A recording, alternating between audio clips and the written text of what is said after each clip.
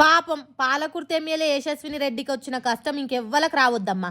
సొంత పార్టీ కార్యకర్తలే సతమతం చేసి సాగనంపిండ్రు ఊర్ల నుంచి అంటే చిన్న ముచ్చట. అసొంటి కష్టం పాగోని కూడా రావద్దమ్మా. ఏమైందో ఏమో గానీ ఏడ్చినంత పనిచేసిండ్రట కాంగ్రెస్ పార్టీ కార్యకర్తలే. అందుకే ఏమంటున్నదో ఓసారి నుండి.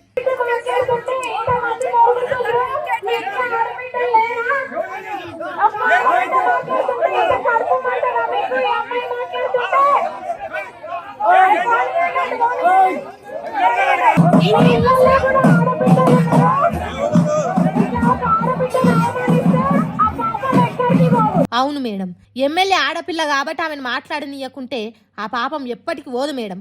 కానీ ఓట్ల అక్కరున్నప్పుడు ఊరుకిచ్చిన హామీలు నెరవేర్చుకుంటే మాత్రం ఆ పాపం ఉత్త కడిగేసుకుంటే పోతుంది. షానిస్తామని చెప్పి సాలనని ఇందిరమ్మ ఇండ్లు ఇచ్చి చేతులు దులుపుకుంటే ఆ పాపం మాత్రం ఉత్తగానే పోతుంది. ఊర్లో అందరికీ మేలు చేసి తలలోన నాలుక తిరుగుండే కాంగ్రెస్ పార్టీ లీడర్కు కాకుండా మీరు కూసోమంటే కూర్చొని నిల్చోమంటే నిల్చునే తొత్తును ఊరు సర్పంచ్గా నిలబెట్టి ప్రచారం చేసేదానికి వచ్చి ఓట్లేసి గెలిపించుండ్రని అంటే మాత్రం ఆ పాపం దులుపుకుంటే పోతుంది. పార్టీనే నమ్ముకొని కాంగ్రెస్ పార్టీ కోసం కష్టపడి పని చేసినోని నిండా ముంచితే ఆ పాపం మాత్రం తూర్పాల పట్టినట్టు పోతుందా మేడం? ఎందుకు ఎమ్మెల్యే మేడం మాకు అన్యాయం చేసి మా ఊరికే వచ్చి మాకే పాపం తలుగుతుందని అంటున్నావు అన్నట్టు కోపానికి వచ్చిందట ఆ ఊరి పబ్లిక్. హగ చూడుండ్రి పోలీసులు అడ్డం పడుతున్నా ఎట్లా తిడుతున్నారో వాడకట్ట ఆడోళ్ళు.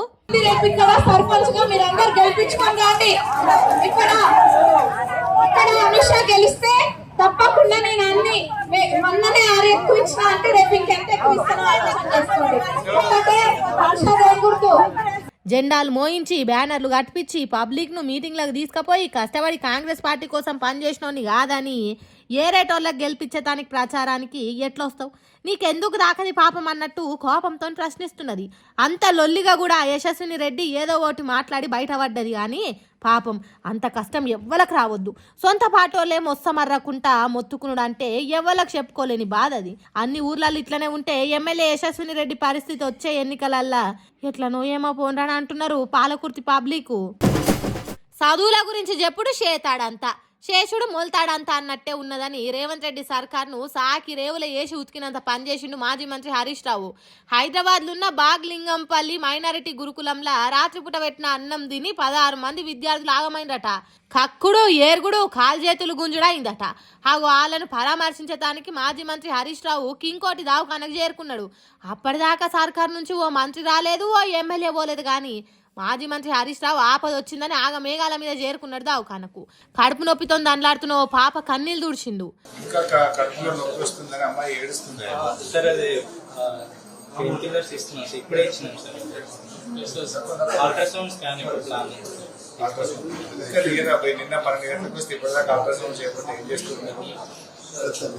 వచ్చింది 12 గంటలకు, అమ్మాయి 11 గంటలకు వచ్చింది. ఇప్పుడు తెల్లారింది, 24 గంటలైనా అల్ట్రాసౌండ్ చేయకపోతే గంత తిప్పల పడుతుంటే చూసుకుంటూ ఉత్తగానే ఎందుకున్నారు అన్నట్టు డాక్టర్లను గట్టిగానే అరుచుకున్నాడు. ఎక్కడో పుట్టి అయ్యవల నిడిచిపెట్టి హాస్టళ్లలుండి ఇట్లా తక్లీబైన పిల్లలను చూసి సలించిపోయిండు. వాళ్ళ బాధలు చూసి కరిగిపోయిండు హరీష్ రావు సారు. సర్కార్ మమ్ములను మంచిగా చూసుకుంటుందని హాస్టల్కి వస్తే కక్కుడేరుగుడు పెట్టి అన్నం పెట్టి ఇబ్బందుల పాలు చేసిండ్రు సార్ అని పిల్లలు చెప్తుంటే కండ్ల నీళ్ళు తీసిండు.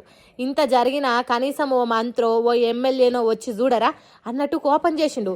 తర్వాత బయటకు వచ్చి మీడియాతో మాట్లాడుకుంటా రేవంత్ రెడ్డి ఏమో విజన్ 2047 అని డబ్బా కొట్టుకుంటుండు, సంకలు గుద్దుకుంటుండు. ఇది విజన్ 2047 కాదు, పాయిజన్ 2047 అయిపోయింది. ఇది విజన్ 2047 కాదు, పాయిజన్ 2047. ఎందుకంటే ప్రతిరోజు రాష్ట్రంలో ఏదో ఒక మూలల కలుషిత ఆహారంతో మంచాల మీద పడ్డ పిల్లలే కనబడతా ఉన్నారు.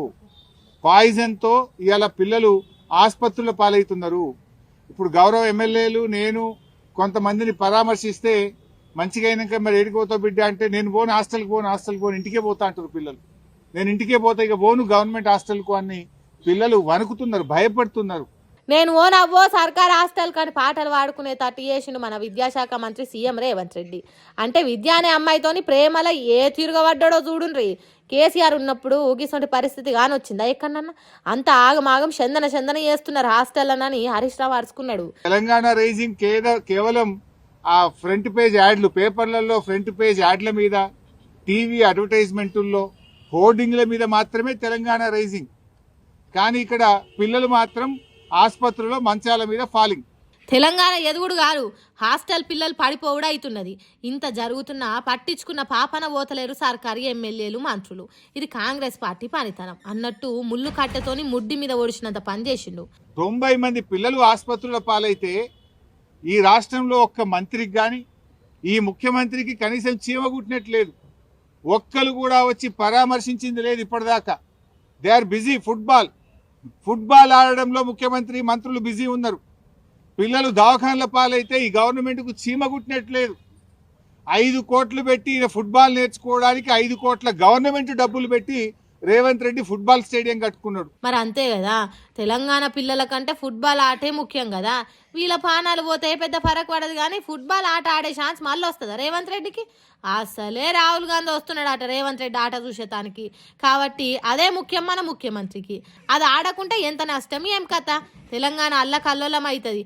అందుకే ఫుట్బాల్ ఆట కోసం ఆరాట పడుతున్నాడు విద్యాప్రేమికుడు అన్నట్టు ఇజ్జత్ తీసిండు సీఎం రేవంత్ రెడ్డిది. మెస్సీ వస్తాడట. మెస్సీతో ఫుట్బాల్ ఆడడానికి ఈ మేస్త్రి ఫుట్బాల్ ఆడడానికి సింగరేణి పైసలు బడా బడా కంపెనీల మీద ఒత్తిడి పెట్టి 100 కోట్ల రూపాయలు ఖర్చు పెట్టి ఈయన ఫుట్బాల్ షోకు తీర్చుకుంటుండు.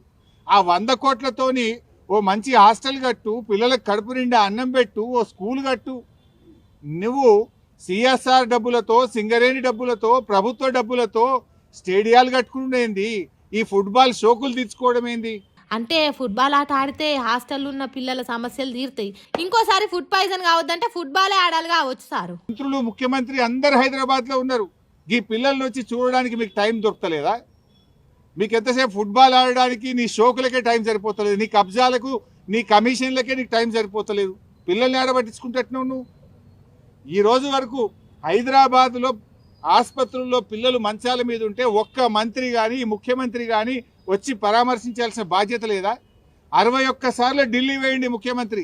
61 సార్లు ఢిల్లీ పోవడానికి టైం ఉంటుంది. నువ్వు పోయి ఫుట్బాల్ ఆడడానికి నీకు టైం ఉంటుంది, కానీ ఈ పిల్లల్ని పరామర్శించడానికి, ఈ పిల్లలకు ఏం జరిగిందో తెలుసుకోవడానికి రేవంత్ రెడ్డి నీకు టైం లేదా అని నేను అడుగుతా ఉన్నా. ఎక్కడుంటుంది సారు? రాహుల్ గాంధీకి స్వాగతం పలకాలి నాయే. ఫుట్బాల్ ఆటగాడు మెస్సీని మెరుపులు చల్లుకుంటా హైదరాబాద్కు తీసుకురావాలి నాయే. స్టేడియంలో ప్రాక్టీస్ చేయాలి నాయే. వాటన్నిటి నడమ హాస్టల్ పిల్లలను చూసే టైం ఏడుంటుంది సారు? నీ పాలనలో ఈ 2 ఏళ్లలో 116 మంది పిల్లలు చనిపోయింది. పాము కాటు, కుక్క కాటు, ఎలుకలు కొరుకుడు, కరెంటు షాకులు కొట్టుడు, కలుషిత ఆహారం తిని 116 మంది పిల్లల్ని పొట్టన పెట్టుకున్నావు రేవంత్ రెడ్డి. ఇంకెంతమందిని చంపుతావు? 2 ఏళ్లలో 116 మందిని చంపినా కూడా నీకు ఇంకా కనునిప్పు అయితలేదా? చీమ గుట్టినట్టు అయితలేదా? ఇంకా పిల్లల మీద నీకు కనికరం రావడం లేదా? ఇప్పుడు ఒక తల్లి చెప్పింది నాకు లోపల, అమ్మ పేరు ముస్లిం అమ్మ. కేసీఆర్ సాబ్ ఉండగా ఇట్లా ఎప్పుడు కాలేదు సార్. ఆయన మా కోసం ఈ స్కూళ్ళు పెడితే మేము నమ్మి ఇలా జాయిన్ చేసినాం సార్. ఈ రేవంత్ రెడ్డి వచ్చినాక గిట్ల అవుతుంది అని ఒక అమ్మాయి తల్లి నాకు చెప్పుకుంటూ కేసీఆర్ని యాద్ చేసుకున్నది. ఆ రేవంత్ రెడ్డిని గట్టిగా అడుగుండ్రి సారు అని నాకు చెప్పింది.